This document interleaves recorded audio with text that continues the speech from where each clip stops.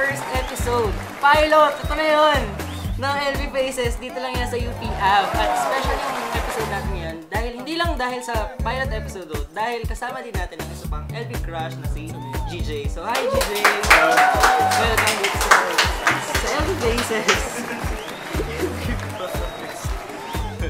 Okay, so ready ka na bang tanongin? Ready na. Okay, first question. Ano ang iyong buong pangalan?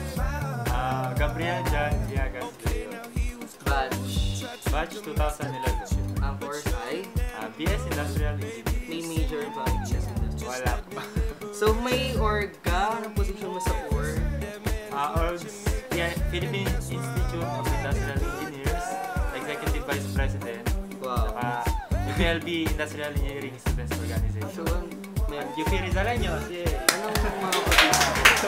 Anong ginagawa ng nung sa industrial engineering? Yung dun sa executive vice president ka?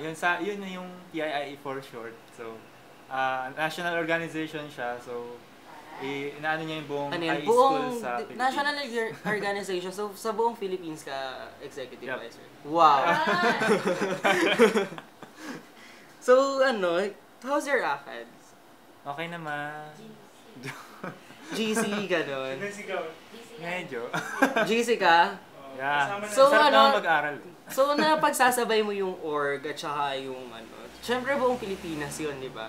Tapos, executive vice president ka pa. Napagsasabay naman po. Dahil dun sa pagiging GC. So, wag kang batch 13 ako. Ayaw nga pala.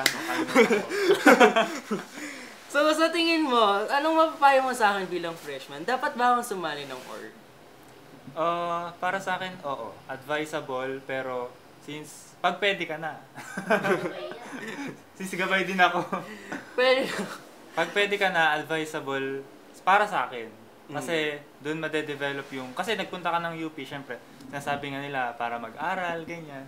Pero, ang mas gusto ko sa UP yung hinuhubog yung attitude natin. At mas makukuha mo yung attitude na yun pag nag-org ka. Wow. So yun, promote ko lang ulit. Nagtatayo po talaga kami ng org. Union po ito. Sinilikha po, batch 13 po yung magpupush dyan. Okay, so according to our stalking team, someone confessed on the LV files telling that you are her crush. So how do you feel about that? Happy, syempre. So nga pala, i-acknowledge natin yung girlfriend ni Gigi na nandito. Yeah, so ulit-ulit, anong naramdaman mo? Una, kasi, syempre pagdating ng bahay, FB, pagtingin mo, ang daming nagtag, sabi ko anong meron. Yan. Napagtingin ko, yun, may nag-confess pala sa LV files.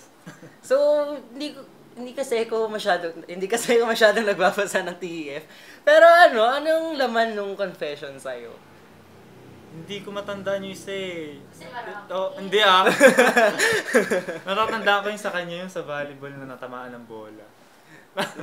Pero yung sa'yo, hindi mo natanda. Hindi ko natandaan masyado eh. So, aware ka ba na dahil sa looks mo nagkaka-crush yung people sa'yo? Siguro. Kasi hindi ko naman sila kilala. Magka-crush sila sa attitude ko. Or pwede rin siguro yung makilala ko. May advice ka ba dun sa sa mga tao na mababa yung self-esteem nila tsaka confidence? Katulad ko, mababa yung confidence ko. Talaga? Oo, totoo. Dito lang yan sa Parang Ayan, so sa mga mababang self-esteem, tayo lang din naman nag-iisip na kailangan isipin lang natin na we deserve something. Lahat tayo may weaknesses, may strengths, lahat tayo mayroong something to be proud of. Yan. Okay. So, Nagpapawisan ka na. Ako din. oo nga, ang init nga eh. So, ayan, define gwapo. Paano ba? Ang hirap naman. Pwedeng maganda na lang. Hindi. Define gwapo. Depende sa tao, iba-iba taste ng tao eh. Hindi, sa'yo. Ano yung... Sa akin, gwapo. Mag-isip ako ng gwapo. Ang hirap. Define gwapo. Gwapo. Paano? Ang hirap kasi ang kagwapuhan para sa akin ay as a whole. Hindi mo siya ma-describe na ganito yung mata niya, ganito yung kilay niya. Lahat sila nagbabagay sa Asahol, yung buong face niya. Oh. Okay, so according ulit sa ating stalker team, part ka daw ng isang short film by Arcane Multimedia Productions na ipapalabas sa Pelikultura sa DL Umali. Kailan nga ulit, direct? Yan, so ang title ng short film ay Sa Huli. Sa Huli. So, pwede ka ba mag-share ng experience mo tungkol doon? Yan, yung Sa Huli experience ko, sobrang saya talaga. Kasi first short film ko siya. Yung tipong sa umaga, parang, bago yung umaga sa gabi, isipin mo, yung next day, magiging long day, sobrang nakakapagod. Pero, pag nasa shooting ka na, parang ayaw mo na itigil. Nakaka-enjoy kasi yun. Hindi lang yung sa set mismo. Hindi lang yung sa on-cam mismo, yung behind the cam talaga yung masaya. Tungkol saan ba yung Sa Huli?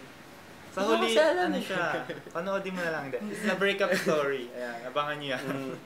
Okay, so ano yung inspiration mo dun sa Kasi balita ko, medyo hard yung pagiging medyo dramatic yung Sa Huli. So, ano yung inspirasyon mo para magampanan mo yung role na ibinigay sa'yo? Ayun, sis dramatic nga yun. Nahirapan talaga ako nung una kasi nung time na yun masaya ako sa buhay ko. So, kailangan kong humugot. So, sa past ako humugot. Heartful past. Again, i-acknowledge natin yung girlfriend ni GJ na nandito ngayon.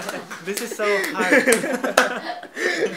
So, sa past ka humuhugot nung So, okay. So, lampas na tayo doon. Nandito tayo sa present. Okay. So, are you in a relationship? Naman. Yes. With whom? With her. Pwede bang anong buong pangalan niya? Pwede ba? Sisikat ka, joke. Herrera. Baka maraming mag-add sa'yo, dapat pala di ko sinabi. Yun.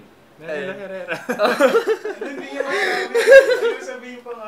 Ano yung nagpapatibay ng relationship niyo? Ano siya? More of understanding talaga yung relationship natin. Pag may magulo, pag may mali, usap lang. Ganun lang naman lagi. So sa tingin mo yun din yung may advice mo dun sa mga may relationships din? Di ba sabi nga, medyo paulit-ulit na lang na lahat nadadaan sa usapan, pero totoo yun. Nadadaan talaga sa usapan.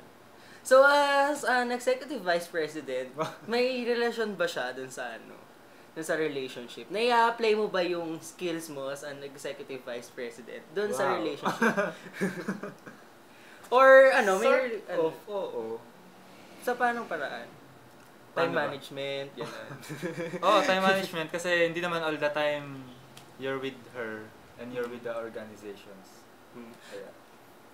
So again, acknowledge ulit natin yung praises natin. So ito na yung tanong. Do you have a quirk? Ano ulit? Quirk. Kailangan ulit. Ano yung quirk? Siguro ngayon, yung kanina. Siguro yung mga pang-araw-araw na lang.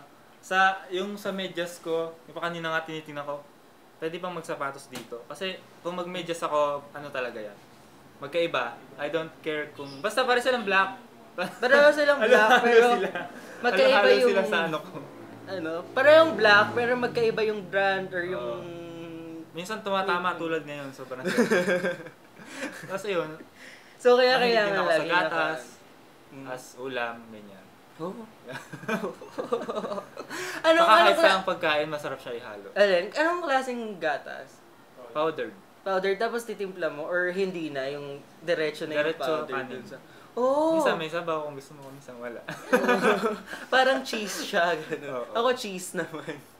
Kahit adobo, gano'n. Well, sa Adobo Connection may cheese yung adobo nila. Promote ko lang din.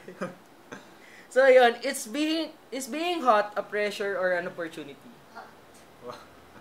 Both.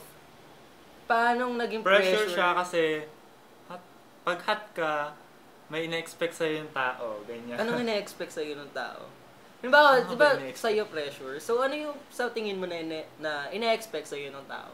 parang ano kasi, pag ganyan ka, pag may mga na-achieve ka, ganyan, madami yung papalakpak sa'yo. Pero pag may mali ka, mas madami yung sa'yo, mag-judge, ganyan. So, paano siya Yun naging... yung problem sa... Okay.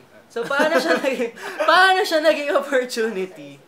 Opportunity kasi sa tao, aminin man natin o hindi, mas madaling makipag-interact sa tao kapag may ganyan. Negotiations, and everything. Kahit sa trabaho naman.